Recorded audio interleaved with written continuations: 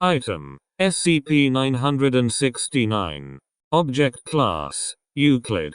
Special Containment Procedures: all instances of SCP-969 are to be kept in Containment Locker 19969. All personnel are to be issued information annually on the appearance of SCP-969 instances. Personnel encountering an instance of SCP-969 are to retrieve it through preferably legal means. Description: SCP-969 is a brand of packet insect repellent apparently distributed by corporation. There are no legal or online records of any corporation. SCP-969 is typically found on the shelves of various convenience stores mainly in the United States and Canada. Instances of SCP-969 will appear on store shelving and records with preset pricing. Store workers show no memory of adding SCP-969 to their inventory. SCP-969's packaging claims that approximately 19% of SCP-969 is composed of an unknown chemical labeled. The labeling seems to imply that is the active ingredient of SCP-969.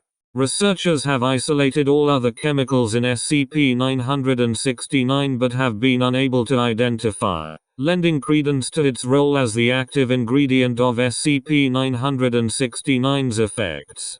Given the anomalous properties of SCP-969, it is suspected that may not be an isomer of its corresponding chemicals in SCP-969, as the packaging claims. Instructions for the application of SCP-969 are on the other side of SCP-969's packaging. Directions for use.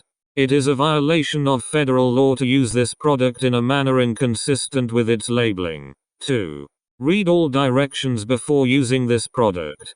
To repel insects, rub on exposed skin areas. Use just enough repellent to cover exposed skin. Do not use underclothing. Do not apply to face or ears. Repeat as needed. Frequent application and saturation is unnecessary for effectiveness. Avoid overexposure. Wipe hands after use. After returning indoors, wash treated skin with soap and water. Avoid contact with plastics, acetate, spandex, and rayon. Use of SCP-969 in the recommended manner results in no anomalous effects, although researchers note a greater efficacy of use of SCP-969 over other brands. See Wiki for full document.